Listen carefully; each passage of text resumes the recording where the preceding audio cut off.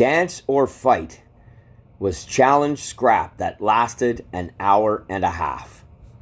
The departure of McGillicuddy's band for home at 4:30 was indirect cause of the trouble. The biggest gathering ever held in Osgood. It was a big day, and a good cause was helped.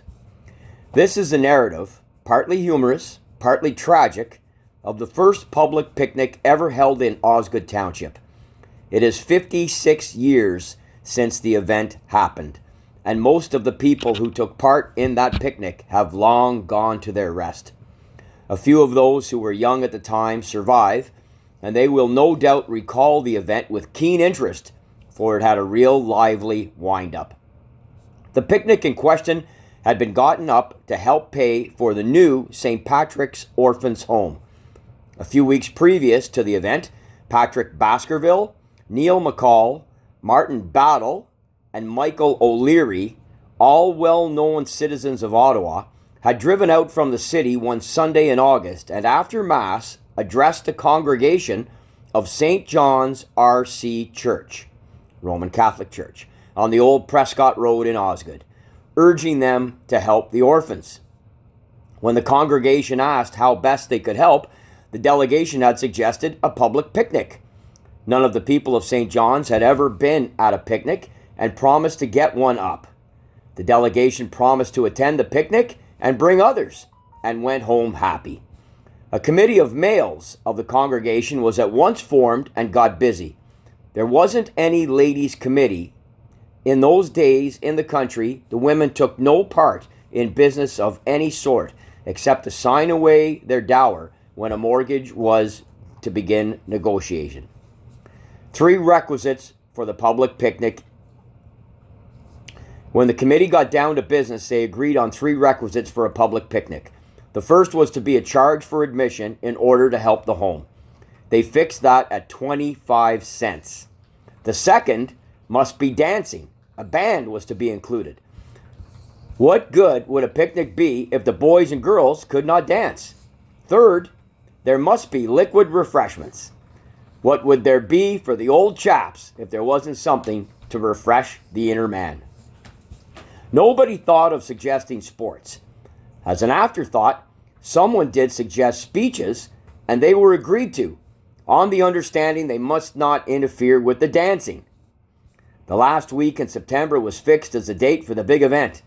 Soon afterwards, a couple of the committee drove to town.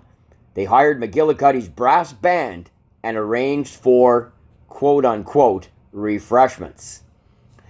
At Murphy Brothers Beer Cellars, they arranged for 4 60-gallon barrels of beer. At another place, they bought a 25-gallon keg of ginger wine. This was to be for the ladies, the boys, and the girls. Then the committee went to a grocery store, and they bought 4 boxes of lemon biscuits, 1 box of Abernathy biscuits, 1 box of tea biscuits, 1 box of ginger snaps, and 80 pounds of cheese. Old-timers will remember that in the 70s, these 4 brands of biscuits were all the go. By the way, folks, that's 1870s, not 1970s. In fact, there was hardly any other kind offered for sale. At another store, the committee purchased 4 dozen beer glasses, hoping to borrow other dozens of drinking vessels from the surrounding farmers. All of these things were to be delivered the day previous to the picnic. A field owned by Andrew Doyle was chosen for the picnic. The day previous to the picnic, every able-bodied male member of St. John's took a day off to put things in shape for the next day. For instance, a dancing platform had to be built, and it must be generous in size. Logs for sleepers for the platform had to be cut and drawn. Lumber had to be drawn, both bought and borrowed, and balsam trees, a lot of them, had to be cut and drawn. The balsams were to be planted all around the platform as both sunbreak and windbreak. The picnic was to be an all-day affair. The grounds were to be opened at 9 a.m. Farmers began to arrive as early as 8, but McGillicuddy's band did not put in an appearance till 10:30 in the morning. About 10 o'clock, there came a demand for liquid refreshments, and a gesture towards the beer barrels was made. It so happened that no one on the grounds, not even the bandsmen, had ever opened a beer barrel or inserted a faucet. Somebody suggested that the proper way would be to stand the barrel on end, drive in the bung with an axe, insert the faucet, and then lay the barrel sideways on the rest that had been made for that purpose. Mr. Michael McAvoy of Lisgar Street, then a youth of 21, was a witness of what followed. When the bung was smashed in, the disturbed contents, or 6 or 7 gallons of them, shot into the air, covering those nearby with hops and malt. By 11 o'clock, the field was crowded. Never before nor since were so many people gathered in one place in Osgood. The people came in hay wagons, in buggies, on horseback, in phaetons, I'm not sure what that word is, from Ottawa, and in hacks, also from Ottawa. They came from Osgood, Nepean, North Gore, Ottawa, Gloucester, Mountain, Russell, and other points. Many came on foot from nearby points. The day was fine, both overhead and underfoot, and the weather was ideal for the last week in September. Dancing began about 1 o'clock in the afternoon. The morning had been taken up in making acquaintances, renewing acquaintances, I should say, and eating lunches which had been brought from home, and in speeches and in a drawing for prizes. The dancing platform was 48 feet long and about 25 feet wide and was full at the time. By 4 p.m., the beer and cheese were all done, and nothing remained but a couple of boxes of biscuits. At 4:30 p.m., Mr. McGillicuddy announced that his band must take its departure, as the men wanted to be home before dark. With the departure of the band, the dancing lost its charm, and the girls told their dads that they had better get home. The crowd began to disperse. Now the trouble looms. Practically all the young ladies had deserted the platform. Many youths, however, remained and wanted to continue dancing without music. One chap produced a Jew's harp, another a mouth organ, but they failed to satisfy. To dance or not to dance was argued back and forth for some minutes.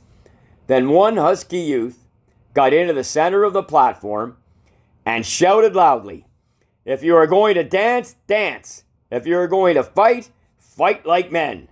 Whoopee! In 5 seconds, they were all into it. Not the ladies, of course. And soon there was raging one of the liveliest Donnybrooks ever witnessed in that part of the country. It was just about as good as the one that had been waged on the 12th of July a few years earlier in Manotick. How beautiful is that? According to Mr. McAvoy, the Osgood fight lasted a full hour and a half. It had been started by the hot-headed young men. Before it was over, all the men of most ages who had not gone home were into it. By 6 o'clock, the platform and nearby ground looked like shambles. Torn coats, pieces of shirts, broken suspenders, smashed hats were lying all over the place. There was blood all over the platform. There were bleeding noses and black eyes. There were hardly any buckos in that fight that neither asked nor gave quarter. At last, some of the aged men who had watched the fight from afar came up and acted as peacemakers. By 6:15, it was all over, and all the participants shook hands, and each voted the others the best scrappers he had ever met. Thus ends the story of one of the greatest social events in Osgood history that happened in September of 1872.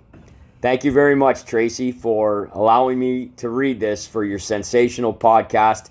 My name is Liam McGuire. Grew up on the first line, lived in Osgood for almost 25 years, and have a very long-standing history and affiliation and affection for the former township and ward of Osgood. Thank you very much. G'day.